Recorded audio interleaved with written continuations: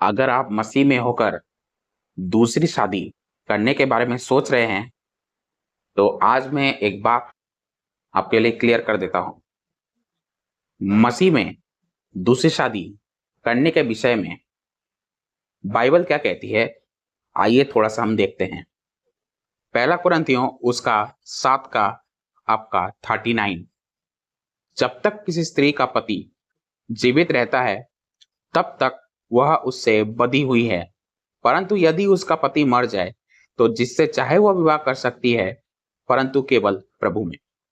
यहाँ पे पौलुस जिक्र करता है कि जिसका पति मर जाए या जिसकी पत्नी मर जाए, दोनों में से कोई भी हो सकता है, लेकिन यहाँ पे एक का जिक्र है, लेकिन मैं दोनों को लेकर चल रहा हूं। दोनों में से कोई भी अगर एक मर जाता है, तो वो शादी कर सकता है, मतलब दूसरी शादी वो कर सकता है या कर सकती है। लेकिन यहाँ पे एक बात मैं आपको और क्लियर कर दूं, यहाँ पे कौन सी विधवा दूसरी शादी कर सकती है।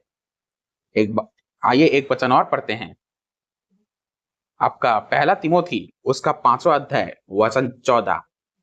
इसीलिए मैं यह चाहता हूं कि जवान विधवाएं विवाह करे और बच्चे जने और घर-बार संभाले और किसी विरोधी को बदनाम करने का अवसर ना दे।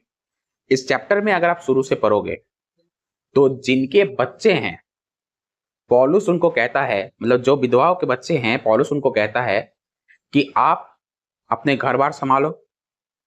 बच्चे ही आपके लिए आपके सब कुछ हैं, और आपका परिवार, आपकी कलीसिया, उनके लिए, बच्चों के लिए एक उदाहरण बनो। क्योंकि अगर आपके बच्चे रहते हुए अगर आप दूसरी शादी करते हो, तो आप अपने शरीर की अभिलाषा पूरी करने के लिए आप कर रहे हो। पौलुस यहाँ पे जो मैंने पहला कुरिन्थियों आपके 7वें अध्याय में जो मैंने 39 वचन का जो मैंने बोला कि कौन सी विधवा शादी कर सकती है, वो विधवा शादी कर सकती है जिसके बच्चे नहीं हैं। मतलब कि जो अभी-अभी मान लीजिए कि शादी होने के बाद उसके हाल फिलहाल ही में उसका पति मर गया या उसकी पत्नी मर चुकी है, उसके बच्चे अभी तक नहीं हुए, वो व्यक्ति शादी कर सकता है या कर सकती है। लेकिन अगर उसके बच्चे हैं, तो वो दूसरी शादी नहीं कर सकती। ये मैं अपनी तरह से नहीं, बाइबल का वचन कहता है। बाकी जो यीशु मत्ती की किताब में कहता है, आपके मत्ती 19 का 9 में, और एक जो व्यभिचार को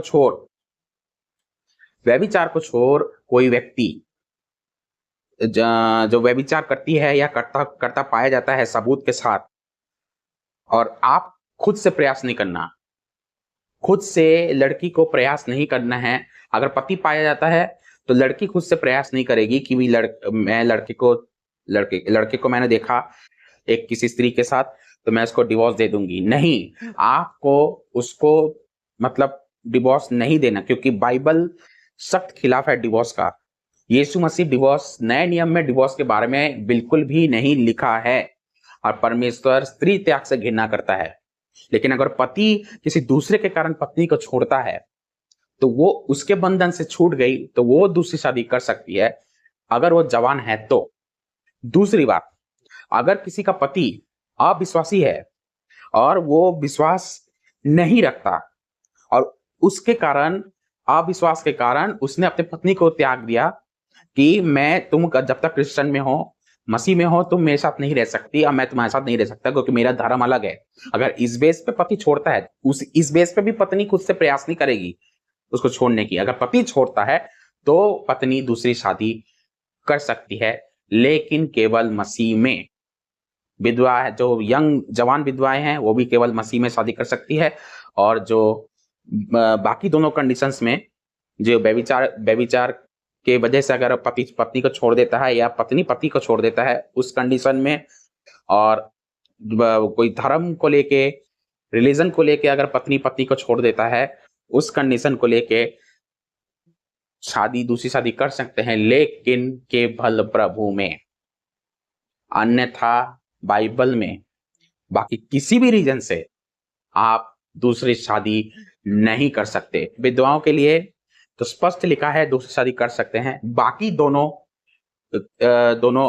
कैटेगरी में एक व्यभिचार और दूसरा किसी रिलीजन को लेकर अगर ऐसी परिस्थिति आ जाती है, तो इस परिस्थिति में बाइबल रिवील नहीं कर रही है, लेकिन अगर वो जवान है, यंग है, तो उसकी भी अगर वो मसीह के लिए अकेले जीना चाहती है, तो पौलुस ऐसे को कहता है कि धन्य महिला है वो या पुरुष है वो जो अकेले सफर कर सकती है या कर सकता है। लेकिन अगर अगर वो ऐसी परिस्थिति में पहुंच चुकी है जहां पे संसारिक में अपनी शरीर की अभिलाषाओं को पूरी करने के लिए इधर उधर भटक गई, पूरी तरह संसारिक हो गई, तो पौलुस ऐसे को कहता है इससे अच्छा है कि तुम शादी कर लो, पुत्र जनो, घर बार संभालो, यही तुम्हारी लाइफ है, और बाकी प्रभु में फोकस करो।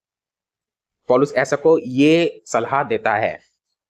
तो जितना बाइबल में था मैंने आपको क्लियर बताया कि वही व्यक्ति शादी कर सकती है, वो विधवा शादी कर सकती है जो जिसके बच्चे नहीं हैं, जो यंग हैं, जो अभी शादी करने के बाद पति या गुजर चुका है या पत्नी गुजर चुकी है। और बाकी दो व्यभिचार और जो किसी रिलीजन के तौर पे, उसके लिए पौलुस कोई सुझाव नहीं देता, ना यीशु देता है, लेकिन एक ओपिनियन के तौर पे मैं आपको दे रहा हूं कि वो बंधन से छूट गई या छूट गया बाकी दोनों केसेस में, तो वो शादी के लिए अपील कर सकता है। बाकी प्रभु से पूछे, प्रभु जैसे उसको चलाएगा वो उसको ऐसा ही चलना है। लेकिन विधवा के केस में मैं 100% श्योर कह सकता हूं, जिसके बच्चे नहीं है, जिसके हाल फिलहाल में पति या पत्नी में से दोनों में से कोई मरा है, तो वो शादी कर सकती है। आशा करता हूं आपको क्लियर हुआ होगा। इस वीडियो को खूब शेयर कीजिएगा, उन लोगों तक पहुंचाइए, उन मसीह लोगों तक पहुंचाइए जो अभी दूसरी शादी के बारे में सोच रहे हैं और अभी या करने के बारे में या कर भी रहे हैं, तो उनके लिए ये वीडियो जरूर पहुंचाएं।